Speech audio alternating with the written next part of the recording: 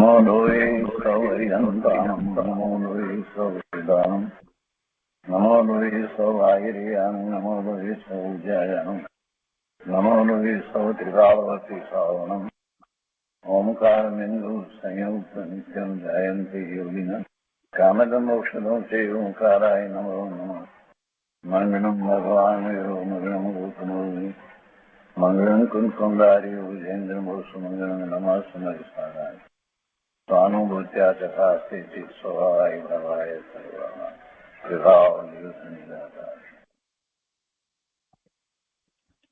स्वामी कार्तिकेय अनुप्रेक्षा શુભચંદ્રાચાર્ય ભગવાનની ટીકા, પંડિત જયચંદજી છાબડાના ભાવાર્થ અને ટીકા સહિત આપણે સ્વામી કાર્તિકેય અનુપ્રેક્ષાનો સ્વાધ્યાય કરી રહ્યા છીએ અને પૂજ્ય ગુરુદેવ કાંજી સ્વામી એમાંથી આપણને ઘણું અધ્યાત્મ સમજાવી રહ્યા છે. સ્વામી કાર્તિકેય અનુપ્રેક્ષાના સ્વાધ્યાયમાં આપણે અત્યારે ધર્મ ભાવના, છેલ્લી 12મી ભાવના, 12મી અનુપ્રેક્ષા એનો સ્વાધ્યાય કરી રહ્યા છીએ. એની ગાથા 311 અને 312 એ ચાલે છે. 311 અને 312ની ગાથાની અંદર આચાર્ય ભગવાને અનેકાંત દ્વારા વસ્તુ સ્વરૂપને જે રીતે સમજવાની વાત કરી છે એને પંડિત જયચંદજી છાબડાએ ખૂબ વિસ્તારપૂર્વક ભાવાર્થમાં સમજાવ્યું છે અને એમાંથી પ્રયોજનભૂત વાત પૂજ્ય ગુરુદેવ આપણને સમજાવી રહ્યા છે. તો નવતત્વની વાત આવી અને એ નવતત્વની અંદર સપ્તભંગી કેવી રીતે ઉતરે છે, તો એ સપ્તભંગી ઉતરે છે એટલું જ નહીં, એટલે એ દ્વારા આપણે અનેકાંતથી વસ્તુ સ્વરૂપનો વિચાર કરીએ છીએ અને સાથે ને સાથે ગુરુદેવ એમાંથી આપણને પ્રયોજનભૂત વાત સમજાવે છે. કેમ કે મૂળ ગાથામાં એમ કહ્યું કે આ રીતે જ્યારે એ જ્ઞાન કરશે, અનેકાંત દ્વારા વસ્તુ સ્વરૂપ છે, તો એ જ રીતે જ્યારે જ્ઞાન કરશે એટલે કે અનેક ભંગ દ્વારા વસ્તુ સ્વરૂપને જેમ છે તેમ જાણશે, તો એની શ્રદ્ધા સમ્યક થશે, એટલે એને સમ્યક દર્શન થશે. તો એ વાત આપણને ગુરુદેવ સમજાવી રહ્યા છે કે ભાઈ તું આ રીતે સમજ, આ રીતે જ્ઞાન કર, તારી શ્રદ્ધા એમ થવી જોઈએ. આપણે આટલા વખતથી અભ્યાસ કરી રહ્યા છીએ, ઘણા શાસ્ત્રોનો અભ્યાસ કર્યો છે અને કેટલીય જગ્યાએ આપણે નિશ્ચય વ્યવહારની વાતો કર્યા કરીએ છીએ કે આ નિશ્ચયથી આમ ને વ્યવહારથી આમ, પણ ખરેખર જે રીતે સમજવાનું છે આ સપ્તભંગી દ્વારા સમજવાની વાત કરી, એટલે કે અનેક ભંગ દ્વારા સમજવાનું છે અને એમ સમજવાનું છે ને એમ જ્ઞાન કરવાનું છે, તો એમ શ્રદ્ધાન થાય ને એમ શ્રદ્ધાન થાય તો સમ્યક દર્શન થાય. આ વાત જે છે એ મહત્વની છે અને ગુરુદેવ એ સંદર્ભમાં જ એ જ રીતે આપણને સમજાવી રહ્યા છે. તો આશ્રવ તત્વની વાત લીધી, હવે બંધ તત્વની વાત અહીંયા આવે છે. પાના નંબર પ્રવચન સ્વામી કાર્તિકેય પ્રવચન ભાગ બીજો, પાના નંબર 48 ઉપર નીચે સૌથી છેલ્લે એક લીટી છે બંધ તત્વ. જો આશ્રવ તત્વની વાત આપણે ઘણી સારી રીતે સમજ્યા અને એમાં છેલ્લે એ વાત પણ આપણે સારી રીતે સમજ્યા કે પૂર્વની વાસનાને ઉપચાર લાગુ પડે, પણ ખરેખર તો એટલે સંસ્કારની જે વાત હતી, તો ખરેખર તો આશ્રવ પર્યાય સ્વતંત્ર છે. પૂર્વની પર્યાયને કારણે પણ નથી ને કોઈ સંસ્કારને કારણે પણ નથી, સ્વતંત્ર છે. અને એમ જે જ્ઞાન જાણે તે પ્રમાણ જ્ઞાન છે અને તેને અહીં સમ્યક દર્શન કહ્યું છે. તો હવે આગળ આશ્રવ પછી બંધ તત્વની વાત કે છે. બંધ આત્માની વિકારી અવસ્થા છે. બંધ આત્માની વિકારી અવસ્થા છે. એક એક શબ્દ મહત્વનો છે, સમજતા જવાનું, એના ભાવમાં ચાલવાનું. તે દ્રવ્યબંધના કારણે નથી. આત્માની વિકારી અવસ્થા છે તો એ બંધ દ્રવ્યબંધના કારણે નથી. કેમ કે બંધ પોતાથી છે અને કર્મથી નથી, એવો બંધનો અસ્થિ નાસ્તિ રૂપ ધર્મ છે. દ્રવ્યબંધ અને ભાવબંધ, દ્રવ્યબંધને વિશે રહ્યો, ભાવબંધને વિશે રહ્યો. અહીંયા ભાવબંધની વાત કરીએ છીએ તો એ બંધની વાત કરતા કહે છે કે એ કોઈ કર્મથી નથી. એવા કર્મ બંધાયા એટલે એને બંધ છે એમ નથી. જીવની પર્યાયમાં જે બંધ છે એ બંધની વાત ચાલે છે. અને જીવની પર્યાયમાં જે બંધ છે એને કારણે દ્રવ્ય બંધ થયો છે, એવા કર્મ બંધાયા છે, એવું પણ વસ્તુ સ્વરૂપ નથી. માત્ર એ બે વચ્ચે નિમિત્ત નૈમિત્તિક સંબંધ છે. વાસ્તવમાં એ જ વખતે, જે વખતે જીવને જેવા ભાવ થાય છે, એ જ વખતે એ પ્રમાણેના એવા કાર્બન રજકણો ભેગા થઈ અને બંધ થાય છે. એટલે આ એવું દ્રવ્ય આશ્રવ અને દ્રવ્ય બંધ થાય છે. પણ જીવ એને કરે છે એમ નથી, કેમ કે જીવ ચેતન અને પેલા કાર્બન રજકણો જળ, એને કઈ લાવે ને બાંધે ને આવી તો વસ્તુની સ્થિતિ નથી. અહીંયા કે છે કે બંધ જે છે તે પોતાથી છે અને કર્મથી નથી. કર્મથી નથી એટલે બીજી રીતે કહીએ તો જીવને જેવા ભાવ થયા તો એવા ભાવ થયા તો એ પૂર્વના કર્મ હતા એનો ઉદય આવ્યો અને એવા ભાવ થયા અને નવો બંધ પડ્યો તો કે એમ પણ નથી. બધું સ્વતંત્ર છે, કર્મથી નથી. અને એવો બંધનો અસ્થિ નાસ્તિ રૂપ ધર્મ છે.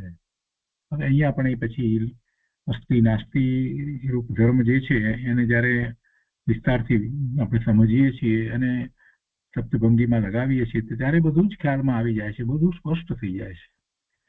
પહેલી વાત લઈએ આપણે તો બંધ જે છે તે બંધથી છે અને જીવથી નથી. બંધ બંધથી છે, જીવની પર્યાયમાં છે. અને અહીંયા પર્યાય જે છે એનું પણ ચિરકાળ રહેવું છે, એટલે લાંબો સમય રહેવું છે, તો એને પણ વસ્તુ કહેવામાં આવે અને એની અંદર પણ આપણે સપ્તભંગી લગાવી અને સમજી શકીએ. એટલે અહીંયા બંધ જે છે પર્યાય અને દ્રવ્યની અપેક્ષાએ જોઈએ તો એ પર્યાય છે, પણ છતાં એ બંધ જે છે એ બંધથી છે અને જીવથી નથી. બંધ બંધથી છે અને જીવથી નથી. અહીંયા જીવથી નથી એટલે જે નવ તત્વો જે લઈએ છીએ એ નવની અંદર જીવ તત્વ છે એનાથી એ નથી. બીજા અજીવ તત્વોથી પણ બંધ નથી, સંવરથી નથી, નિજરાથી નથી, એ બધા તત્વોથી બંધ નથી. બંધ બંધથી છે, બીજા કોઈ અન્ય તત્વથી નથી. એટલે એવું બંધનું નાસ્તિપણું બીજાથી નથી, એવું નાસ્તિપણું બંધની અંદર સમાયું છે. એટલે બંધનો એવો ધર્મ છે. બંધ બંધથી છે એ અસ્થિપૂર્ણ, અને બંધ બીજા અન્યથી નથી, જીવથી પણ નથી, સંવર નિદ્રા આ બધાથી નથી, તો એવું બંધનું નાસ્તિપણું, એ નાસ્તિપણું એ પણ ધર્મ છે. બંધમાં બંને ધર્મ છે, અસ્થિપણા અને નાસ્તિપણાનો, અને બંને ધર્મ સાથે રહેલા છે. બંને ધર્મ સાથે રહેલા છે અને અવક્તવ્ય છે. તો એ રીતે એમાં પણ આપણે જયારે સપ્તભંગીના 4 ભંગ લગાવીએ તો આપણને સ્પષ્ટ થાય છે કે બંધનું સ્વરૂપ કેવું છે. તો ગુરુદેવ કહે છે કે એવું બંધ તત્વનું સ્વતંત્ર સ્વરૂપ છે. નવે પદાર્થો સ્વતંત્ર છે. નવે પદાર્થો સ્વતંત્ર છે. કયા નવ પદાર્થ હવે કહેવાની જરૂર નથી, જીવથી શરૂ કરી અને મોક્ષ સુધીના બધા.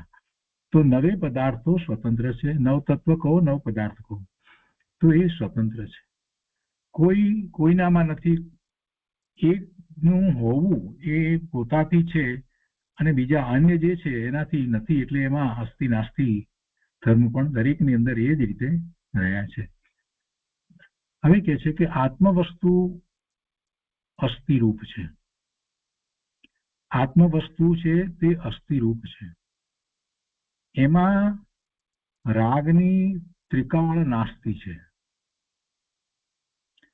આત્મા વસ્તુ છે, આત્મા એ અસ્થિરૂપ છે, એ હોવાપણે છે, પણ એમાં રાગની ત્રિકાળ ત્રણેય કાળે નાસ્તિ છે. ક્યારેય આત્મામાં રાગ હોય નહીં. આત્મામાં રાગ નથી. આત્મામાં રાગ નથી. આત્મામાં કોઈ ગુણ નથી કે જેથી એને રાગ થાય, અને એવો પણ કોઈ ગુણ નથી કે જે રાગનો ભાવ થયો હોય આત્માના મૂળ દ્રવ્યમાં પેસી જાય, એમ પણ નથી. આત્મા તો પોતે આત્મા રૂપે છે, અસ્થિરૂપ છે, અનંત ગુણ, અસંખ્ય પ્રદેશ પ્રમાણ એની સત્તા, અનુક્ષેત્ર, આ બધું જે છે, તો એમાં રાગની ત્રિકાળ ત્રણેય કાળે નાસ્તિ છે. ભૂતકાળમાં પણ રાગ હતો નહીં આત્માની અંદર, વર્તમાનમાં નથી, અને ભવિષ્યમાં પણ આત્માની અંદર રાગ હોય નહીં. આવી વસ્તુ છે આત્મ વસ્તુ. તો વસ્તુ સ્વભાવની દ્રષ્ટિ થતા રાગનો ત્યાગ થઈ જાય છે. એવો આત્માનો સ્વીકાર કરીએ તો આપણને જે પર્યાયમાં રહેલો રાગ જે છે એ રાગનો ત્યાગ થઈ જાય છે. રાગ તો પર્યાયમાં છે ને, આત્મામાં ક્યાં રાગ છે? તો એવી આ વસ્તુ સ્વભાવ, આત્માના વસ્તુ સ્વભાવની દ્રષ્ટિ કરતા શ્રદ્ધા કરતા હવે રાગની પર્યાય નથી ઉત્પન્ન થતી, એટલે એમ રાગનો ત્યાગ થઈ જાય છે. પહેલા જે રાગની પર્યાયો થઈ અનંત કાળથી થતી આવી છે તો થઈ, પણ હવે જયારે આત્મવસ્તુ સ્વભાવની દ્રષ્ટિ કરવામાં આવે, એનું લક્ષ કરવામાં આવે, એની શ્રદ્ધા થાય છે, તો એ વખતે રાગની નવી પર્યાય ઉત્પન્ન નથી થતી, એમ રાગનો ત્યાગ થઈ જાય છે. રાગનો ત્યાગ કરવો પડતો નથી. જો અહીંયા જ આ પુરુષાર્થ ગુરુદેવે બતાવી દીધો છે. રાગનો ત્યાગ કરો, ક્રોધ, માન, માયા, લોભ, આ બધું ત્યાગો. ત્યાગ કરો. શું ત્યાગ કરે પ્રભુ? જીવના એવા ભાવ જે થઈ રહ્યા છે એનું મૂળ કારણ સમજ્યા વગર કઈ ધર્મ થાય નહીં. લોકો સમજ્યા વગર બોલે છે કે રાગ દ્વેષનો ત્યાગ કરો, અને ઉપદેશકો એ કહે છે એમ જીવો બીજા બધા બોલે છે. જાતે વિચાર નથી કરતા કે જ્યારે પોતાનો આત્મા વસ્તુ શુદ્ધ ત્રિકાળ છે એનું લક્ષ કરવામાં આવે, એમાં એકાગ્રતા કરવામાં આવે, એની શ્રદ્ધા થાય, તો ત્યારે જે પરિણામ થઈ રહ્યા છે એ પરિણામમાં રાગ ક્યાં છે? રાગની પર્યાય થતી જ નથી, અને એમ રાગનો ત્યાગ થાય છે. રાગ કઈ આત્માની અંદર નથી કે જેથી કરીને એનો ત્યાગ કરીએ, કે રાગ કઈ પર્યાયની અંદર કાયમ બેઠો છે અને હવે ચાલો નીકાળીએ, એવી કોઈ વસ્તુ નથી. સમય રાગની પર્યાય જે થઈ રહી છે, એ નવી પર્યાય તે થાય છે. એ રાગની પર્યાય ન થાય અને નિર્મળ પર્યાય થાય એટલે રાગનો ત્યાગ થયો એમ કહેવામાં આવે. અને એવી નિર્મળ પર્યાય ગુરુદેવ કહે છે કે વસ્તુ સ્વભાવની દ્રષ્ટિ થતા થાય છે. રાગને પૃથક કરવો એ વ્યવહારનું કથન છે, તે ઉપચાર છે. રાગ મારાથી જુદો છે અને એમ ચિંતન કરતા સમ્યક દર્શન થયું, એ વાતને પણ આપણે કેટલીક રીતે એકાંતે પકડીને બેઠા છીએ, તો ગુરુદેવ કહે છે કે એમ પણ નથી. રાગને પૃથક કરવો એ વ્યવહાર નહીંનું કથન છે, તે ઉપચાર છે. એમ થાય કરી હવે અમારે સમજવું શું? તમે તો એમ પહેલા કહેતા હતા કે સુગાનીજીએ રાગ અને જ્ઞાન જુદા, અને એમાં ચિંતન કરી અને સમ્યક દર્શન પ્રગટ કર્યું, હવે તમે આમ કહેશો તો અમે શું કરીએ? કેટલાકને આવો પણ પ્રશ્ન થાય. રાગને પૃથક કરવાની વાત તો કહેતા હતા ને ભાઈ. રાગને પૃથક કરવો એ વ્યવહાર નહીંનું કથન છે, એમ કહેવાય રાગને જુદો પાડવો. પણ રાગ જુદો પડે છે, રાગને જુદો પાડવો પડતો નથી. અને રાગ જુદો કઈ રીતે પડે છે એ વિધિ તારે સમજવાની જરૂર છે. આત્માનું લક્ષ કર, સ્વરૂપમાં એકાગ્રતા કર, વસ્તુ સ્વભાવની દ્રષ્ટિ કર, એટલે નવી રાગની પર્યાય ઉત્પન્ન થશે નહીં. વસ્તુ સ્વભાવની દ્રષ્ટિ થતા રાગનો ત્યાગ થઈ જાય છે, એટલે રાગનો ત્યાગ કરવો પડતો નથી. રાગને પૃથક કરવો એમ કહીએ એ બધું કહેવા, એટલે એ વ્યવહારનું કથન છે, તે ઉપચાર છે. ને ઉપચારને યથાર્થ માની લેવો એ મિથ્યાત્વ છે. સ્વની એકાગ્રતા થતા રાગની ઉત્પત્તિ થતી નથી. સ્વનો આદર થતા પરનો આદર છૂટી જાય છે. સ્વનું લક્ષ છૂટી પરનું લક્ષ કરે તો આશ્રવ અને બંધ થાય છે. સ્વનું લક્ષ છૂટી અને પરનું લક્ષ કરે તો એને રાગ દ્વેષ વગેરેના પરિણામો થાય. એટલે એવા પરિણામો થાય એટલે એ વખતે એનો જે ભાવ છે એ શુભ અથવા અશુભ ભાવ છે, અને ત્યારે એને આશરો અને બંધ થાય છે. એટલે કોઈ એને રાગ કરાવે છે એમ નથી. ગુરુદેવ કહે છે કે પણ પરે બીજાએ કોઈએ રાગ કરાવ્યો નથી. રાગ રાગથી છે. હવે પછી અનેકાંતની વાત લઈએ ને, રાગમાં પણ સપ્તભંગીની વાત લઈએ. રાગ જે છે તે રાગથી છે, પરથી નથી. પરથી રાગ નથી, પરે રાગ કરાવ્યો નથી, અને પરથી રાગ નથી. રાગ રાગથી છે, પરથી નથી. અને રાગ પોતાથી છે સ્વ અને પરથી નથી. એવા બંને ધર્મ, રાગનું હોવાપણું અને એનું પોતાથી હોવાપણું અને પરથી ન હોવાપણું એ બંને ધર્મ રાગના એક જ સમયમાં એક સાથે છે, કહી શકાતા નથી, અવ્યક્તવ્ય, પરંતુ એમ જ છે. અને આ અનેકાંતનું સ્વરૂપ છે. આ અનેકાંતનું સ્વરૂપ છે. જો રાગ ઉપર વાત ઉતારી અને ગુરુદેવે સમજાવ્યું. અહીંયા તો નવ તત્વમાં તો વાત જે હતી એ આશ્રવ બંધ પછી સંવર નિજરા એની વાત હતી, પણ ગુરુદેવે રાગની વાત સમજાવી તો એ જયારે મનમાં બેસી ગઈ હોય તો હવે સહેલું થઈ જાય છે. એમાં આશ્રવ કે બંધ કે બધા ઉપર એ વાતને એ જ રીતે આપણે ઉતારી શકીએ છીએ. અને સાથે સાથે આપણે જે પરમાર્થ છે એનો પણ વિચાર કરી શકીએ છીએ કે કોણ કરાવે મને રાગ, કોઈ કરાવે એવું વસ્તુ સ્વરૂપ નથી. એટલે મને કોઈ આશ્રમ કરાવે, મને કોઈ બંધ કરાવે એવી વસ્તુ સ્વરૂપ જ નથી. અને એને કાઢવા માટે શું એને પકડીને કાઢી શકાય છે એવી પણ વસ્તુનું સ્વરૂપ નથી. કેમ કે દરેક સમયે થતી વસ્તુ છે, જે નવી દરેક સમયે થઈ રહી વસ્તુ છે, એને તમે કેવી રીતે પકડવા જશો? દરેક સમયે જે પર્યાય નવી રાગની થાય એને તમે કેવી રીતે પકડવા જશો? તમે એનો વિચાર કરો એ પહેલા તો બીજી પર્યાય થઈ ગઈ હોય તો હવે એને દૂર કેવી રીતે કરવી? એક પછી એક રાગની પર્યાયો થઈ રહી છે. હવે તમે એને કેવી રીતે કાઢશો? તમે કહેશો કે આમાં તો કેવી રીતે અમે આને અટકાવીએ? તો આચાર્ય ભગવાન કહે છે કે ભાઈ, તારે એનું લક્ષ્ય નથી કરવાનું, તું તારા આત્માનું લક્ષ્ય કર, એટલે એવી પર્યાય નહીં થાય. બહુ સહેલી સરળ વાત છે, બહુ સરસ માર્ગ બતાવી દીધો છે. તો શુક્રાય એનું લક્ષ્ય કરે છે. તું રાગની પર્યાયનું લક્ષ્ય કરીને છેવટે રાગમાં જ રહ્યો છે.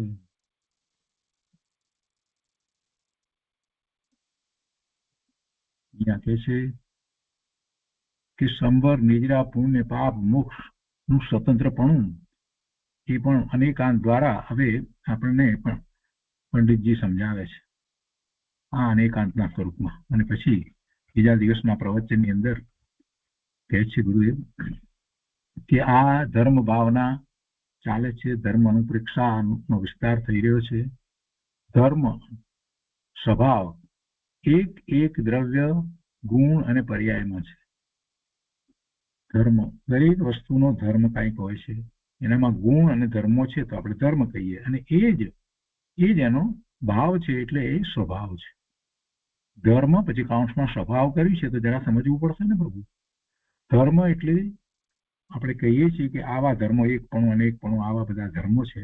કેટલીક વખત ગુણોને પણ ધર્મ કહેવામાં આવે છે. તો એવા બધા ગુણો અને ધર્મ એનો સમૂહ એવું દ્રવ્ય છે. તો એનું ભવન થઈ રહ્યું છે, એ જ એનો ભાવ છે, અને એનો ભાવ છે એટલે સ્વભાવ છે. તો ધર્મ અથવા સ્વભાવ એક દ્રવ્ય, ગુણ અને પર્યાયમાં છે. દરેક દ્રવ્યનો ભાવ છે. જીવ દ્રવ્ય જે છે એનો ભાવ છે એટલે એનો સ્વભાવ છે.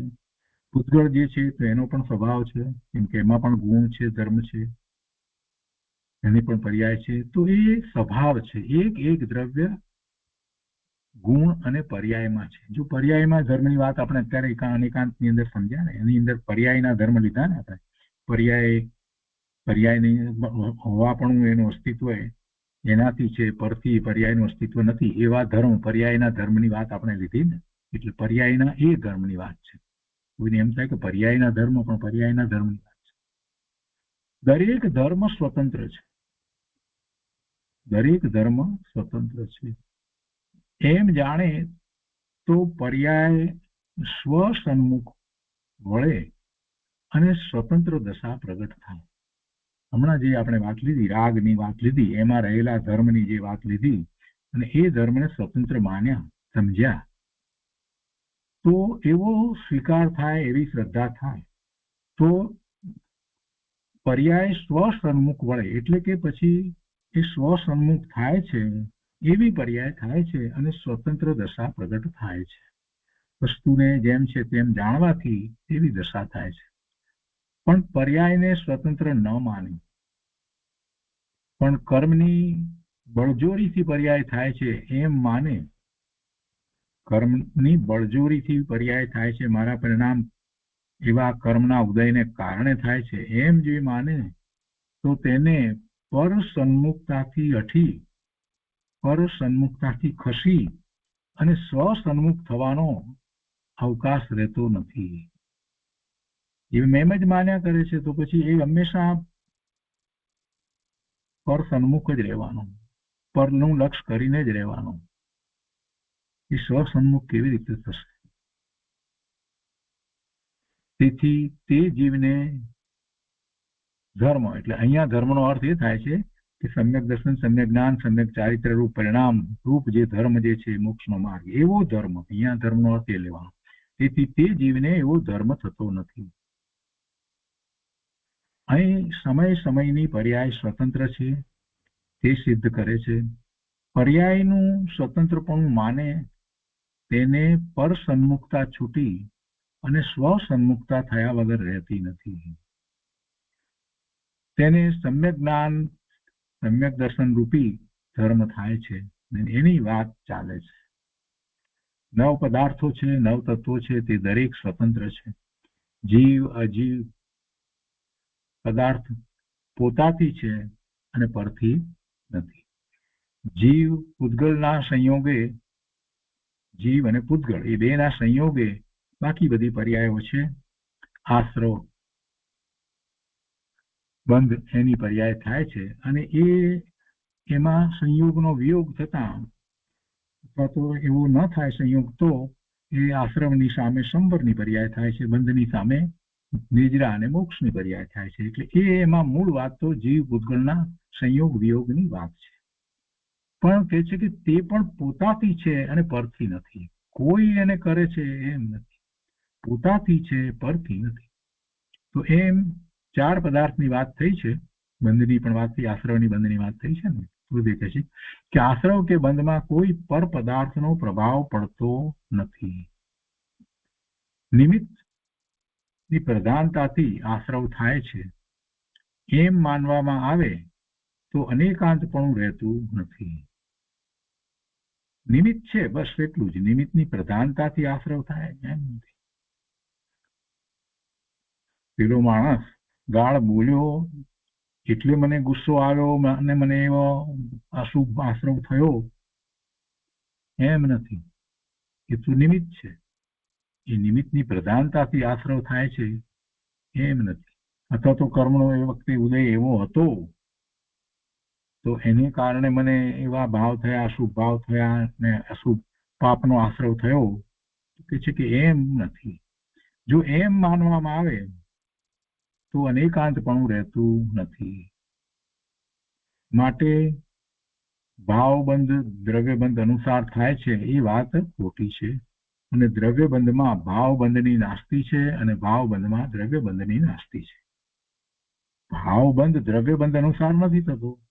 એટલે પોતાના પૂર્વના જે બંધ જે છે એના ઉદય આવ્યા એ પ્રમાણે એને ભાવ થાય છે અને પછી એવા નવા ભાવ બંધ કરે એમ નથી. એમાં પણ નિમિત્ત નૈમિત્તિક સંબંધ છે કર્મના ઉદય સાથે. અને નવો બંધ પડે છે અને એવા ભાવ એ વખતે થયા હતા તો એને કારણે એ દ્રવ્યબંધ નવો પડ્યો તો એમાં પણ નિમિત્ત નૈમિત્તિક સંબંધ છે. કોઈ કોઈના કારણે થાય છે એમ નથી. દ્રવ્યબંધમાં ભાવબંધની નાસ્તિ છે. દ્રવ્યબંધ પૂતગળને વિશે છે, એમાં ભાવબંધની નાસ્તિ છે. અને ભાવબંધમાં દ્રવ્યબંધની નાસ્તિ છે. ભાવબંધ જીવની પર્યાયમાં છે, એમાં પેલો પૂતગળનો દ્રવ્યબંધ જે છે એની નાસ્તિ છે. બંને પોતપોતાની અસ્થિ રૂપે છે. બંને પોતપોતાની અસ્થિ રૂપે છે. એમ અનેકાંત સ્વરૂપ બંનેની સ્વતંત્રતા બતાવે છે. અને આમ પર્યાયની સ્વતંત્રતા કબૂલવી, કેમ કે આ તો પર્યાય છે ને, બંધ છે શું છે? પર્યાય છે. તો આમ પર્યાયની સ્વતંત્રતા કબૂલવી તેને અહીં શુદ્ધ સમ્યક દર્શન કહ્યું છે. જૈન દર્શનમાં તો ઠેકાણે ઠેકાણે સ્વતંત્રતા બતાવે છે.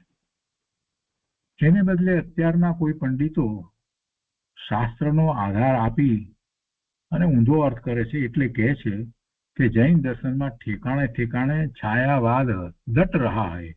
કોઈ હિન્દી ભાષી પંડિતે છાયાવાદ દટ રહા હૈ, એને અર્થ કરતા નથી આવડે એટલે એવા અર્થ કરે છે. એટલે કે જ્યાં ત્યાં નિમિત્તનો પ્રભાવ પડે છે એમ બતાવે છે. શાસ્ત્રના આધાર આપી અને એ એમ બતાવે છે કે જ્યાં ત્યાં બધે નિમિત્તનો પ્રભાવ છે, બસ નિમિત્ત અને કર્મ. અન્ય મતની અંદર જૈન મત સિવાય બીજે બધે ઈશ્વર બધું કરે, ઈશ્વરને કરતા કરી દીધું, ઈશ્વર ઈચ્છા વિના પાંદડું પણ હલે નહીં. આ બધી વાત છે. અને અહીંયા જૈનની અંદર અત્યારે વર્તમાનમાં જેમને એવા અભ્યાસ નથી એ બધા નિમિત્તને ઈશ્વર બનાવી દે છે, કે એટલે કર્મને ઈશ્વર બનાવી દે છે.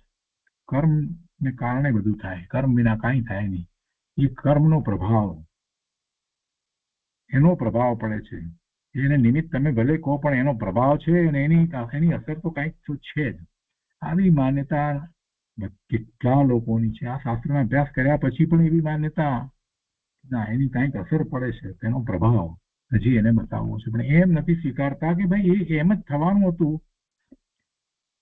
તો એવું નિમિત્ત હતું, એમ નથી સ્વીકારતા. પણ નિમિત્તનો પ્રભાવ પડે છે. જૈન દર્શનમાં ઠેકાણે ઠેકાણે છાયાવાદ ઘટ રહા હૈ, આવી ઊંધી માન્યતા એમ બતાવે છે એવા કેટલાક પંડિતો વગેરે. એ જૈન દર્શનનું સાચું સ્વરૂપ સમજતા જ નથી, એટલે પરાધીન દ્રષ્ટિ એમની જતી જ નથી. પરાધીનતા જ્યાં સુધી જાય નહીં ત્યાં સુધી એનો ઉપયોગ સ્વ તરફ કેવી રીતે વળશે? અરે કેટલાકને તો એમ છે, એટલું બધું ઉપદેશકો એવી વાત કરે છે કે ભાઈ એવા નિમિત્તો આવશે ત્યારે તને ધર્મ થાય, એ સિવાય થાય નહીં. એટલે નિમિત્તની રાહ જોઈને બેસી રહે છે. પ્રમાદ પ્રમાદ પ્રમાદ. આ બધું જ્યાં સુધી જાય નહીં અને સાચી વાત સમજાય નહીં ત્યાં સુધી જૈન દર્શન સમજાય એવું નથી. એને માટે ઘણો પુરુષાર્થ જોઈએ. અહીંયા કહે છે કે જૈન દર્શનનું એવું સ્વરૂપ નથી કે નિમિત્તનો પ્રભાવ પડે, એવું સ્વરૂપ નથી. અનેકાંત તો દ્રવ્ય ગુણ પર્યાય ત્રણેયની સ્વતંત્રતા બતાવે છે. અને જ્યાં સુધી સ્વતંત્ર વસ્તુ છે એમ ખ્યાલમાં ન આવે ત્યાં સુધી સ્વતંત્રપણે ધર્મની પર્યાય પ્રગટતી નથી. સમ્યક દર્શન, સમ્યક જ્ઞાન, સમ્યક ચારિત્ર્યની એક પર્યાય એ ધર્મની પર્યાય છે. એવી પર્યાય પ્રગટતી નથી. વસ્તુની સ્વતંત્રતા જ્યાં સુધી એને અનેકાંત દ્વારા ખ્યાલમાં ના આવે અને દ્રવ્યની, ગુણની અને પર્યાયની ત્રણેયની સ્વતંત્રતા એનો જ્યાં સુધી જીવ વિચાર કરતો નથી ત્યાં સુધી એને પરાધીન દ્રષ્ટિ ખસતી નથી, એને પરના કર્તાપણાની દ્રષ્ટિ પણ ખસતી નથી, અને પરના ભોગતાપણાની, પરની પ્રાપ્તિની, વિષયોની પ્રાપ્તિની, એમાં સુખની, આ બધી દ્રષ્ટિઓ જે છે એ એમ ને એમ એને રહે છે. માત્ર એ સ્વાધ્યાય કરે છે, બીજું કાંઈ થતું નથી. કહેવા માત્ર સ્વાધ્યાય કરે છે. ખરેખર સાચો જે સ્વાધ્યાય કરે છે સ્વના લક્ષ્ય સ્વાધ્યાય કરે છે તો એને પોતે સ્વતંત્ર છે, પોતાના પરિણામ સ્વતંત્ર થાય છે. અને જે કંઈ એ વખતે પરિણામ થાય છે ત્યારે બાહ્ય નિમિત્ત છે એ એને કાંઈ કરાવતું નથી. આ વાત એને ખ્યાલમાં રહેવી જોઈએ. દરેક વખતે વાત ખ્યાલમાં રહેવી જોઈએ.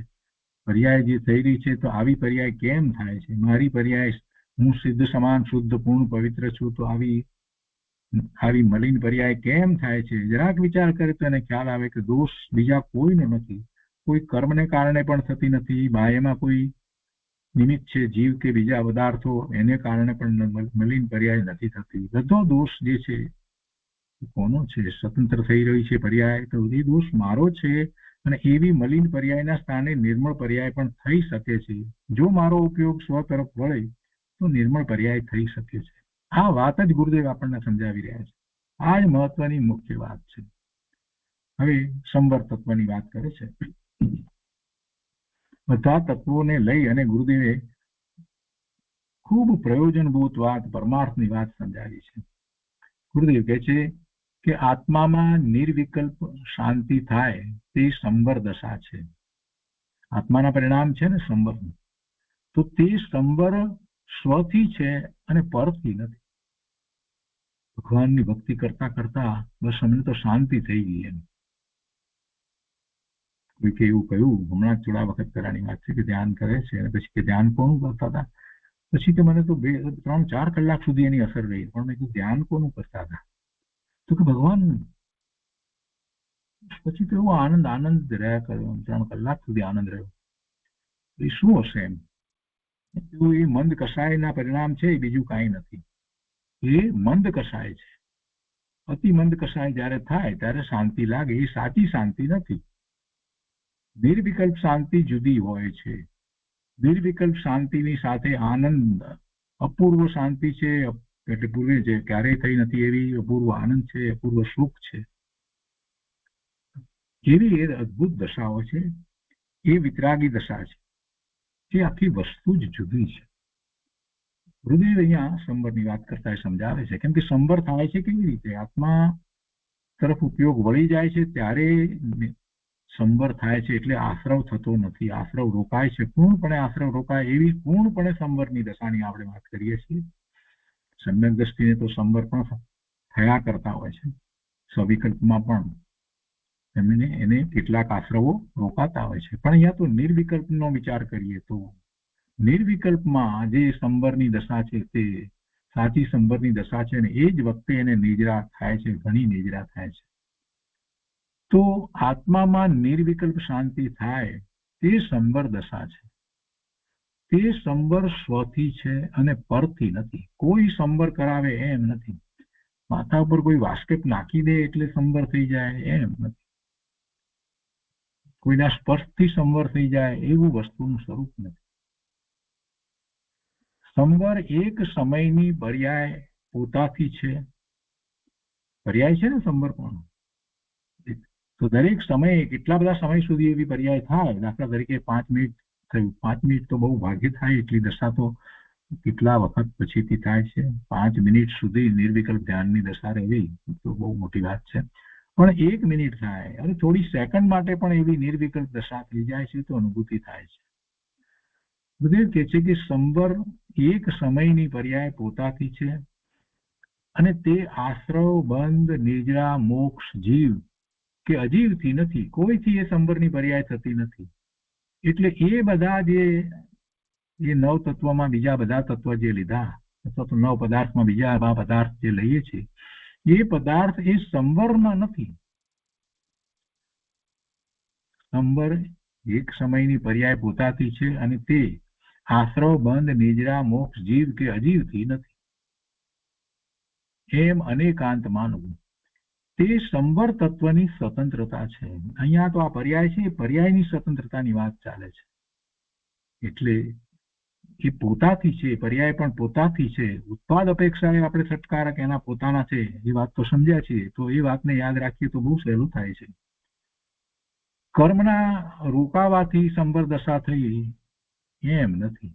કર્મ જડ છે, જડ કર્મના રજકણો જડ છે, આવીને બંધાતા નથી, આશ્રવ થતો નથી, બંધ પડતો નથી, એટલે સંવર થયો એમ નથી. એ જડનું કાર્ય જડને વિશે થાય. ચેતન ભગવાન આત્મામાં સંવરની દશા થઈ એ અપૂર્વ આનંદ, સુખ, શાંતિની દશા જે થઈ છે. તો કહે છે કે કર્મના રોકાવાથી તો સંવર દશા થઈ નથી, પણ જીવ સામાન્ય છે એના કારણે પણ સંવર દશા નથી. આ વાત જરાક ગંભીર વાત છે ને, શાંતિથી સમજવાની છે. જીવ સામાન્ય છે એના કારણે પણ સંવર દશા નથી. જીવ સામાન્યના કારણે પણ સંવર દશા નથી. કેમ કે સામાન્યના કારણે વિશેષ માનવામાં આવે તો વિશેષ સ્વતંત્ર રહેતું નથી. વિશેષ એટલે પર્યાય, સામાન્ય એટલે દ્રવ્ય. તો દ્રવ્ય સામાન્યના કારણે વિશેષ માનવામાં આવે તો વિશેષ સ્વતંત્ર રહેતું નથી. દ્રવ્યનું સામાન્યપણું તો એક રૂપ છે, સદાય છે. દ્રવ્ય સામાન્ય એક રૂપે સદાય રહ્યું જ છે. જો એને કારણે વિશેષ એટલે પર્યાય જો માનવામાં આવે તો આપણને એવી જ પર્યાય થવી જોઈએ, નિર્મળ પર્યાય જ થવી જોઈએ. વિભાવ ભાવની પર્યાય, મલિન પર્યાય શા માટે થાય? દ્રવ્ય સામાન્ય, મારું દ્રવ્ય, તમારું દ્રવ્ય, બધાનું દ્રવ્ય સામાન્ય, ત્રિકાળ શુદ્ધ છે, મલિનતા વિનાનું શુદ્ધ છે, એક સરખું છે, એક રૂપ છે. ગુરુદેવ કહે છે કે દ્રવ્યનું સામાન્યપણું તો એક રૂપ છે. તો એવું એક રૂપ દ્રવ્ય છે ને જો એને કારણ માનવામાં આવે તો પછી અત્યારે આપણને નિર્મળ પરિણામ જ હોય. પર્યાય માં નિર્મળતા જ હોવી જોઈએ. દ્રવ્યમાં તો મલિનતા છે જ નહીં. એટલે એનો અર્થ એ થયો કે દ્રવ્ય સામાન્ય જે છે એ દ્રવ્ય સામાન્યના કારણે વિશેષ એવી પર્યાયો જે છે એ નથી. ગુરુદેવ એ છે કે જીવ સામાન્ય છે એના કારણે પણ સંવર દશા નથી. કેમ કે સામાન્યના કારણે વિશેષ માનવામાં આવે તો વિશેષ સ્વતંત્ર રહેતું નથી. દ્રવ્યનું સામાન્યપણું તો એક રૂપ છે અને પર્યાયમાં તો એક પણ હોતું નથી. પર્યાય તો જુદી જુદી થાય છે. તો એ પર્યાય સ્વતંત્ર છે. પર્યાય સ્વતંત્ર છે. તો આ પર્યાય સંવરની પર્યાય એ પણ સ્વતંત્ર છે. પર્યાયમાં એક પણ હોતું નથી અને દ્રવ્યનું સામાન્યપણું જે છે તો એક રૂપ છે. એટલે પર્યાય જે છે એ પર્યાય સંવરની પર્યાયની વાત કરી રહ્યા છે તો એ પણ જીવને કારણે નથી. જીવ સામાન્ય છે એના કારણે નથી. જો સર્વથા દ્રવ્યના આશ્રય પર્યાય માનવામાં આવે, સર્વથા બધી રીતે દ્રવ્યના આશ્રય પર્યાય માનવામાં આવે તો પર્યાયનું અનેકપણું સાબિત થતું નથી. પર્યાયનું અનેકપણું હોય જ નહીં. પર્યાયનું અનેકપણું સિદ્ધ થતું નથી. માટે સંવરના આશ્રય છે. એટલે કે સંવરની પર્યાય જે થઈ એ પોતે પર્યાય પોતાના કારણે એના ષટકારકથી છે. ષટકારકથી વાત બરાબર બેસી ગઈ છે તો અહીંયા સંવરને પર્યાય તરીકે લઈ લો. જે સંવરની પર્યાય થઈ છે એનો કર્તા કર્મ કરણ સંપ્રદાન અપાદાન અને અધિકરણ બધું એનું પોતાનું છે. એટલે સંવરના આશ્રય છે. અધિકરણ એના આશ્રય છે અને જીવના આશ્રય નથી. જો જીવના આશ્રય એટલે અહીંયા જીવની નથી એ અપેક્ષાથી નથી લેવાનું. છે તો એ દ્રવ્યની પર્યાય, પણ અહીંયા આશ્રયની વાત કરી છે. તો ષટકારકમાં જે આશ્રયની વાત કરવામાં આવી, કર્તા કર્મ કરણ એટલે સાધન, સંપ્રદાન એટલે જે પ્રાપ્ત કરે છે તે, અપાદાન અને અધિકરણ. અપાદાન એટલે એનો આધાર, જેને આપણે ઉપાદાન કારણ પણ કહી શકીએ છીએ, અને આધાર. એ બધું છે એનું પોતાનું છે. પર્યાયનું પોતાનું છે. પર્યાય પોતાના આધારે જ રહી છે. એ પર્યાય તો કે છે કે એ સંવરના આશ્રય છે અને જીવના આશ્રય નથી. એ રીતે જીવના આશ્રય નથી. પણ પછી અપેક્ષાની જયારે બીજી વાત લેવામાં આવે ત્યારે નિરપેક્ષની વાતની અંદર એ વાત આવે છે કે એ એકલી પર્યાય હોતી નથી. દ્રવ્ય વિના પર્યાય ન હોય એ વાત જુદી વાત છે. ત્યારે પછી આપણે એમાં વાત લઈએ છીએ કે એનું નિરપેક્ષપણું કઈ રીતે છે અને સાપેક્ષપણું કઈ રીતે છે. એ ત્યાં જુદી વાત ચાલે છે. અહીંયા આપણે વાત એ કરી રહ્યા છીએ કે સંવરની પર્યાય જે સંવર છે એની પર્યાય સ્વતંત્ર થઈ છે અને જીવના આશ્રય નથી. કેમ કે જીવ સામાન્ય લઈએ તો એ તો શુદ્ધ જ છે ને એને અનુસરીને જો થઈ જોત તો ક્યારેય કોઈને મરીલ પર્યાય થાય જ નહીં. અને જયારે આમ સ્વીકારવામાં આવે કે સંવરના આશ્રય છે, જીવના આશ્રય નથી, જીવના આશ્રય નથી અને બીજા કોઈના આશ્રય નથી, પૂર્વની કોઈ પર્યાય એના આશ્રય નથી. સંવરની પર્યાય પૂર્વની જે કોઈ પર્યાય જે છે એના આશ્રય પણ નથી. કોઈ સમ્યક્ત્વની પર્યાય કે મિથ્યાત્વની પર્યાય કે કોઈ પણ પર્યાય, અન્ય પર્યાય, પૂર્વ પર્યાયના આશ્રય પણ નથી, કે કોઈ બાહ્ય કોઈ દ્રવ્યના આશ્રય પણ નથી, કે કોઈની વાણીના આશ્રય પણ નથી. સંવરની દશા જે થઈ, જે પર્યાય થઈ એ સ્વતંત્ર છે અને તે અનેકાંત છે. નિરપેક્ષ સંવર પર્યાય સિદ્ધ થયા પછી હવે વાત કરે છે નિરપેક્ષ એટલે આ રીતે નિરપેક્ષ સંવર પર્યાય સિદ્ધ થયા પછી કોઈના આશ્રય થઈ નથી. ઉત્પાદની અપેક્ષાથી આખી વાત છે. પછી દ્રવ્યના આશ્રય થઈ એમ કેવું તે સાપેક્ષપણું છે.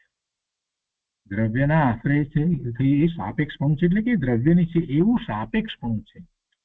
વસ્તુ ઉત્પન્ન જે થઈ છે એમાં કોઈની એને અપેક્ષા નથી એટલે નિરપેક્ષ છે. પણ કોની છે પર્યાય? તો એ દ્રવ્યની છે. તો એમ કેવું તે સાપેક્ષપણું છે.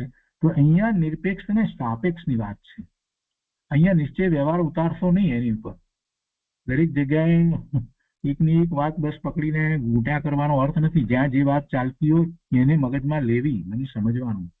શું વાત ચાલી રહી છે કે નિરપેક્ષ આ રીતે સંબર પર્યાય સિદ્ધ થઈ અને કોઈની અપેક્ષા ઉત્પત્તિ માટે નથી, એ સ્વતંત્ર એના ષટકારકથી થઈ છે. તો આવું નિરપેક્ષપણું સંબરની પર્યાયનું આપણે સાબિત કર્યું. કોઈથી નથી થઈ એવું નિરપેક્ષપણું, કોઈની એને અપેક્ષા નથી એવું નિરપેક્ષપણું થયા પછી હવે જયારે વાત કરીએ છીએ કોની પર્યાય છે ત્યારે કહીએ છીએ કે દ્રવ્યના આશ્રય થઈ એટલે દ્રવ્યની પર્યાય છે. તો એવું સાપેક્ષપણું છે, કેમ કે દ્રવ્ય અને પર્યાય, પર્યાય દ્રવ્ય વિના હોય નહીં ને દ્રવ્ય પર્યાય વિનાનું હોય નહીં, એ જાણીએ છીએ, એ સિદ્ધાંત છે. તો આ સાપેક્ષ અને નિરપેક્ષની વાત આ રીતે છે.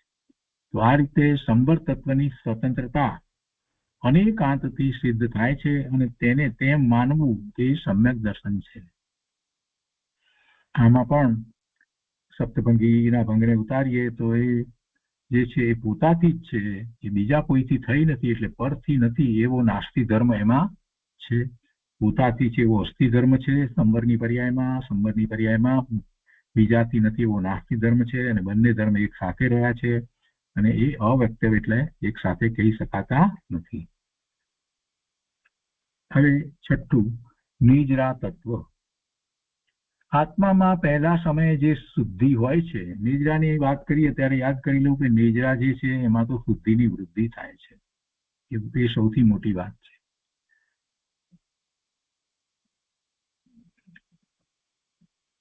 આત્મામાં પહેલા સમયે જે શુદ્ધિ હોય છે તેના કરતા બીજા સમયે વિશેષ શુદ્ધિ થાય છે, તેને નિજરા કહે છે. આ નિજરાથી છે અને આશ્રવ બંધ કે કર્મોના અભાવથી નથી. નિજરા કર્મના અભાવને કારણે જીવની નિજરા થાય છે એમ વસ્તુ સ્વરૂપ નથી. કર્મ જળ છે, કર્મના રજકણો ખરી જાય, કર્મરૂપ અવસ્થામાં રહેતા નથી એટલે નિજરા થઈ એમ જે કહીએ છીએ એ વાત આખી જુદી છે. એ કર્મની વાત કર્મને વિશે રહી, એને કારણે જીવના પરિણામ નિજરા ના થાય એટલે શુદ્ધિના પરિણામ, શુદ્ધિ વધવાના પરિણામ થાય એવું વસ્તુનું સ્વરૂપ નથી. કર્મના રજકણો ખરી ગયા અને કર્મરૂપ રહ્યા જ નહીં એટલે નિજરા થઈ, તો એ કર્મની નિજરા કર્મને વિશે રહી, એને કારણે જીવને શુદ્ધિ થઈ, શુદ્ધિની વૃદ્ધિ થઈ એવી જીવને નિજરા થઈ એમ વસ્તુ સ્વરૂપ નથી. એટલે આ જીવને શુદ્ધિની વૃદ્ધિરૂપ જે નિજરાની વાત કરવામાં આવે છે એ જીવની પર્યાય છે, એ બીજા કોઈના કારણે નથી. એ આશ્રવ બંધ કે કર્મના અભાવથી નથી, આશ્રવના અભાવથી કે બંધના અભાવથી કે કર્મના અભાવથી નથી, કોઈથી નથી. કેમ કે એ નિજરા સ્વતંત્ર, એ નિજરાની પર્યાય સ્વતંત્ર છે અને નવ તત્વની અંદર બીજા કોઈ તત્વથી એ નથી, બીજા તત્વથી નિજરા નથી. વળી તે નિજરા સંબરથી કે જીવથી પણ નથી. હવે એ વાતને સમજવી તો પડશે ને. આપણે તો કહી દીધું કે ભાઈ આ જે છે એ એનાથી છે તો બીજા 8 થી નથી, પણ એને જરા સમજીએ તો આપણને પ્રયોજનભૂત વાત અને પરમાર્થની વાત સમજાય, દ્રઢ થાય. વળી તે નિજરા સંબરથી કે જીવથી પણ નથી. આનું નામ નિજરા તત્વનું અનેકાંતપણું છે. નિજરા તત્વ, 9 તત્વમાં નિજરા તત્વ જે છે એ એક તત્વ એવું છે કે જે બીજા તત્વથી નથી. કોઈ પણ તત્વ લઈએ એ તત્વ એવું છે કે બીજા બાકીના 8 તત્વથી નથી. બીજા 8 તત્વની એ તત્વની અંદર નાસ્તિ છે. નિજરા તત્વની અંદર સંબર તત્વની નાસ્તિ છે, મોક્ષ તત્વની નાસ્તિ છે, બધા તત્વની નાસ્તિ છે, બાકીના 8 તત્વની નાસ્તિ છે. એટલે નિજરા સંબરથી કે જીવથી પણ નથી. આનું નામ નિજરા તત્વનું અનેકાંતપણું છે. એટલે પોતાથી છે અને બીજા તત્વથી નથી, કે બીજા કર્મ વગેરેથી પણ નથી, કે બાયમાં બીજા કઈ પદાર્થો જે છે એનાથી પણ નિજરા નથી. કોઈ એમ માને કે ઉપવાસ કરીએ એટલે નિજરા થાય, તો ઉપવાસ ક્યાં રહ્યો અને નિજરા ક્યાં રહી? ઉપવાસમાં તો ખોરાકના રજકણો શરીરમાં ના આવે, એને ઉપવાસ માને તો આખું દ્રવ્ય જ જુદું. હવે એનાથી જીવને નિજરા કેવી રીતે થાય, એવી પર્યાય કેવી રીતે થાય? પણ કોઈ એમ કે પણ અમારા ભાવ તો એવા હતા ને, પણ ભાવ જે છે એ તો શુભ છે. શુભ ભાવના નિમિત્તે શું થાય? આશ્રવ થાય. નિજરા કેવી રીતે થાય? નિદ્રા કેવી રીતે થાય? એટલે એમ નિદ્રા થતી નથી. નિદ્રા તત્વનું એ બીજાથી નથી અને એ પોતાથી જ છે એવું અનેકાંતપણું જ્યારે માનીએ ત્યારે આ બધી વાતનો વિચાર આવે છે. વળી જેમ અગાઉ સમજાયું એ રીતે સામાન્ય જીવની વાત કરીને પણ અહીંયા આગળ સમજાવે છે ગુરુદેવ કે સામાન્ય જીવ તો એક પ્રકારે છે અને નિદ્રા અનેક પ્રકાર વાળી છે, એક રૂપ નથી. જો જીવ સામાન્યના આશરે સર્વથા નિદ્રા હોય તો એક રૂપ જ થવી જોઈએ, કેમ કે વસ્તુ તો શુદ્ધ જ છે. પણ સામાન્યની જેમ વિશેષમાં એક પ્રકાર નથી, વિશેષના તો અનેક પ્રકાર છે. અગાઉ આપણે જે રીતે સમજ્યા તે સામાન્યને કારણે વિશેષ નથી એ વાત આપણે સમજ્યા તે રીતે વિશેષ સ્વતંત્ર છે. આ નિદ્રા તત્વ જે છે એ નિદ્રાની પર્યાય જે છે એ વિશેષ છે અને જીવ સામાન્ય છે તો જીવ સામાન્ય એક રૂપ છે, નિદ્રા છે તે અનેક પ્રકાર છે. માટે કથનચિત સામાન્યમાં વિશેષની નાસ્તિ છે અને વિશેષમાં સામાન્યની નાસ્તિ છે. આ વાતને આપણે અહીંયા સમજ્યા. સામાન્યમાં વિશેષની કથનચિત, જો કોઈ અપેક્ષાથી વાત લીધી છે, કથનચિત સામાન્યમાં વિશેષની નાસ્તિ છે અને વિશેષમાં સામાન્યની નાસ્તિ છે. જો એમ ન હોય તો વિશેષમાં જે વિવિધતા છે તે રહેતી નથી. આ રીતે પર્યાયની સ્વતંત્રતા નક્કી થાય છે અને પર્યાયની સ્વતંત્ર યોગ્યતા પ્રમાણે થાય છે. પર્યાય જે થાય છે તે પણ જેવી થવા યોગ્ય છે તેવી થાય છે. એ પર્યાયની સ્વતંત્ર યોગ્યતા પ્રમાણે થાય છે. એમ પ્રથમ નિરપેક્ષપણે માનવું જોઈએ અને પછી આવું નિરપેક્ષપણું માન્યા પછીથી સાપેક્ષપણું કહેવાય કે આ નિદ્રા કોને થઈ? તો જીવને થઈ, એ સાપેક્ષપણું લેવાય. આગળ કહે છે કે પૂતગલ સામાન્ય દ્રવ્ય છે. પૂતગલની વાત લે છે. હવે જરાક સારી રીતે સમજીએ બધી વાતને. કર્મ, કેમ કે કર્મ જે છે, કારણના રજકણો જે છે છૂટા પડે છે અને એવી જે દ્રવ્ય નિદ્રા જે થઈ રહી છે તો એને પણ સમજાવે છે ને કે પૂતગળ સામાન્ય દ્રવ્ય છે, એની પર્યાય પણ સ્વતંત્ર નિરપેક્ષ છે. પૂતગળની પર્યાય કોઈ નિમિત્ત કે સ્વદ્રવ્યની પણ અપેક્ષા રાખતી નથી, એને પણ એમ જ છે. એક પરમાણુની પર્યાય એક અંશ સફેદ હોય એટલે સફેદપણું કેટલા?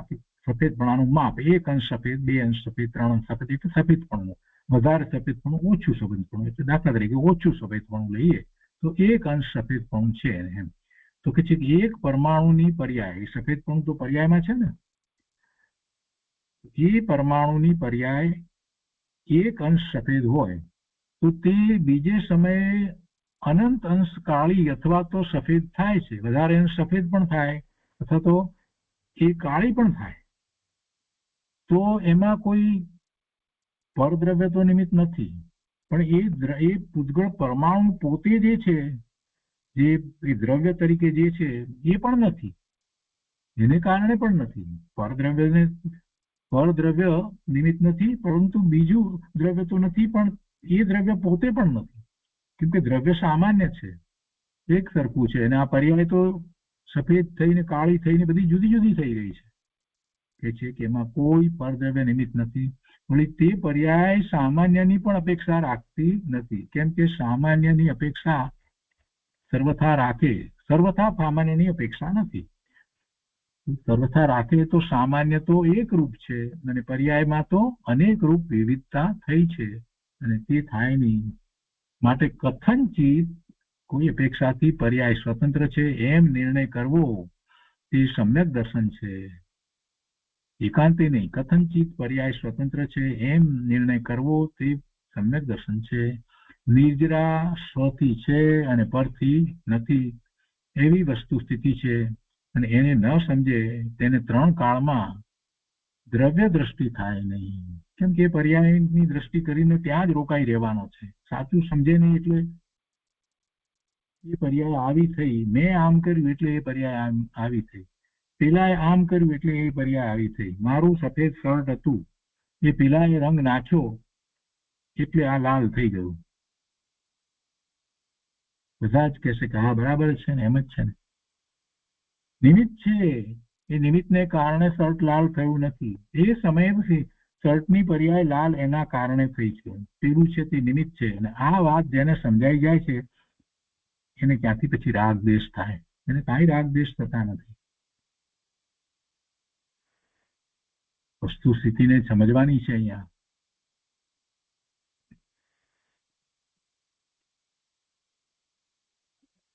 શું કે છે, નિજરાની વાત કરતા કહે છે કે નિજરા સ્વથી છે અને પરથી નથી, એવી વસ્તુ સ્થિતિ છે. એને ન સમજે તેને 3 કાળમાં દ્રવ્ય દ્રષ્ટિ થાય નહીં, અને પર્યાયને પરતંત્ર પરના કારણે માને તો એની દ્રષ્ટિ 12માં ને 12માં પર તરફ રહેશે. એટલે એને સ્વસન્મુખતા થતી નથી.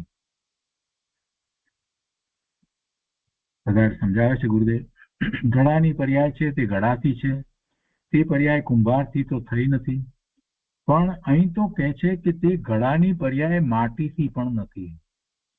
દ્રવ્ય લેવું છે ને, દ્રવ્ય સામાન્ય. દ્રવ્ય સામાન્ય તો એક રૂપ રહે છે, અને આ પર્યાયમાં તો વિવિધતા છે. એટલે એનાથી નથી એમ કોઈ અપેક્ષાથી કહેવાય. એક અપેક્ષાથી કહેવાય. એકાંતે વાત છે જ નહીં. અહીંયા બધી અપેક્ષાથી વાત ચાલે છે. અનેકાંત છે. અનેક અપેક્ષા દ્વારા વસ્તુને આપણે સમજી રહ્યા છીએ. તો આ વાત જરાક નવી લાગશે, પણ મૂળ સિદ્ધાંત પ્રમાણે તો સમજાઈ જાય એવું છે. ઘડાની પર્યાય છે તે ઘડાથી છે, તે પર્યાય કુંભારથી તો થઈ નથી. પણ અહીં તો કહે છે કે તે ઘડાની પર્યાય માટીથી પણ નથી. ઘડો છે એટલે એ પર્યાય પોતાથી જ છે. ઘડો છે એ પર્યાય ઘડાની પર્યાય ઘડો છે તે ઘડાથી છે, તે સ્વતંત્ર છે. માટીથી છે એમ માનવામાં આવે તો માટી તો દ્રવ્ય સામાન્ય એક પ્રકારે છે. તો પછી વિશેષ એમાં તો ઘડો પણ હોય, રામપાત્ર પણ થાય, તવી પણ થાય, અને કોળિયું પણ થાય, કુંડું પણ થાય, બધું જાત જાતનું થાય. એટલે પર્યાય જે છે એમાં તો વિવિધતાઓ છે. માટી તો સામાન્ય એક પ્રકારે છે, તો વિશેષ ઘડો, રામપાત્ર વગેરેની અનેકતા હોઈ શકે નહીં. એટલે એમ કહેવાય. એટલા માટે એને એમ કહેવામાં આવે કે જે પર્યાય થઈ એ પોતે સ્વતંત્ર પોતાથી છે. એટલે એમાં બીજા દ્રવ્યથી તો નથી, બીજા નિમિત્તોથી નથી, પણ એમાં દ્રવ્ય સામાન્ય માટીથી પણ નથી. એવું એક અપેક્ષાએ કહેવાય છે. માટીથી ઘડાને કહેવો તો ત્યાં પછી અપેક્ષિત અને નિરપેક્ષ નો નિર્ણય કર્યા પછીથી આ અપેક્ષિત વાત કહેવાય. નિરપેક્ષ જે કહ્યું, ઉત્પાદ અપેક્ષા એ પર્યાય જે થઈ એ નિરપેક્ષ છે, એને કોઈની અપેક્ષા નથી. એ ઉત્પાદ અપેક્ષાએ વાત કર્યા પછીથી, એનો સ્વીકાર કર્યા પછીથી હવે જયારે આપણે વાત કરીએ તો કે પર્યાય કોની છે, તો કે માટી છે. માટીનો ઘડો છે એટલે એ અપેક્ષિત કથન છે. માટીથી ઘડાને કહેવો, માટીનો ઘડો કહેવો, એ અપેક્ષિત કથન છે. એમાં માટીની અપેક્ષા આવી. તો એ અપેક્ષા અને નિરપેક્ષતાની વાત થઈ. નિરપેક્ષપણે પહેલા તો જયારે ઉત્પાદની વાત કરીએ ત્યારે નિરપેક્ષપણે સ્વીકારી લીધું, અને ત્યાર પછીથી બીજી વાત જે છે તો કોની છે પર્યાય, એની જયારે વાત આવે ત્યારે પછી કે જે દ્રવ્યની છે એવી એને અપેક્ષા લાગુ પડે છે. એટલે અપેક્ષિત કથન એમ કહેવાય. માટીથી ઘડાને કહેવો તે અપેક્ષિત કથન છે. આવું અનેકાંતનું સ્વરૂપ છે. જો અહીંયા પર્યાયની મુખ્યતાથી આપણે વાત કરી રહ્યા છીએ, પર્યાયના ધર્મ બતાવી રહ્યા છીએ, અને એમાં અનેકાંતથી વસ્તુ સ્વરૂપ જે છે એ સમજી રહ્યા છે. એટલે અહીંયા પેલી આપણને અંદરમાં પડેલી ઉપાદાન ને નિમિત્ત ને એ બધી જે વાત જે છે એ અહીંયા નથી. અહીંયા આપણે એના કરતા આગળ સૂક્ષ્મ વાત લઈ રહ્યા છીએ. ઉપાદાન કારણ અને નિમિત્ત કારણ એ વાત નથી. જે ઉપાદાન છે એ જ પ્રમાણે એના ગુણ એમાં પર્યાયમાં આવે એ વાત અત્યારે આપણે નથી લેતા. અત્યારે એના કરતા વધારે સૂક્ષ્મતાથી વાત લઈ રહ્યા છીએ. અત્યારે પર્યાયની મુખ્યતાથી વાત છે. અને આ બધી જે પર્યાયો જે છે એ પર્યાય સ્વતંત્રપણે નિરપેક્ષપણે એ ઉત્પન્ન થાય છે. અને એવું જે થાય છે તો એમાં એ પર્યાયના ધર્મની વાત કરી રહ્યા છીએ કે પર્યાયમાં એવા ધર્મ પડ્યા છે. એટલે એ પોતે પર્યાય જે પણ પર્યાય કહેવામાં આવી એ એનાથી છે અને પરથી નથી. એવા અસ્તિ નાસ્તિ બંને ધર્મ એમાં પડ્યા છે. આ વાત ચાલી રહી છે. એટલે શાંતિથી બધી વાતને જે વિષય ચાલતો હોય એનો વિચાર કરવો, મનમાં બીજો વિષય ન લાવશો, નહીં તો નહીં સમજાય. શું વાત કઈ દિશામાં પ્રવાહ ચાલી રહ્યો છે એ સમજવાનું છે. માટીથી ઘડાને કહેવો તે અપેક્ષિત કથન છે. આવું અનેકાંતનું સ્વરૂપ છે. સામાન્ય વિશેષ બંને કથનચિત ભિન્ન છે. કોઈ અપેક્ષાએ સામાન્ય અને વિશેષ બંને કોઈ અપેક્ષાએ ભિન્ન પણ છે અને કોઈ અપેક્ષાએ અભિન્ન પણ છે. પર્યાય અને દ્રવ્ય કોઈ અપેક્ષાથી જોઈએ તો અભિન્ન પણ છે, એના એ જ પ્રદેશ છે. આમ સામાન્ય વિશેષની સ્વતંત્રતા કબૂલ કરે તો સમ્યક દર્શન થાય.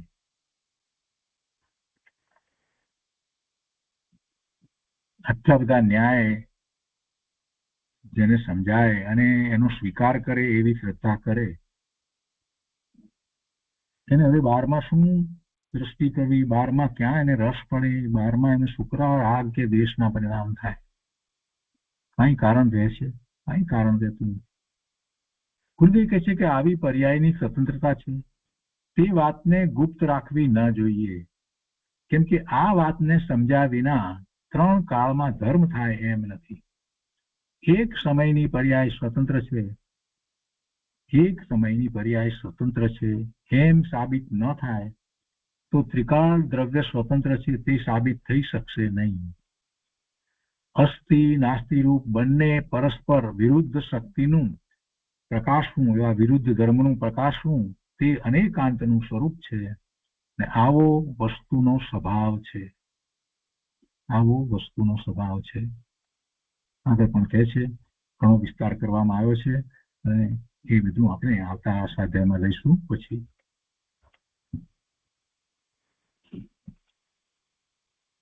તો આજનો સ્વાધ્યાય અહીંયા સુધી રાખીએ છીએ.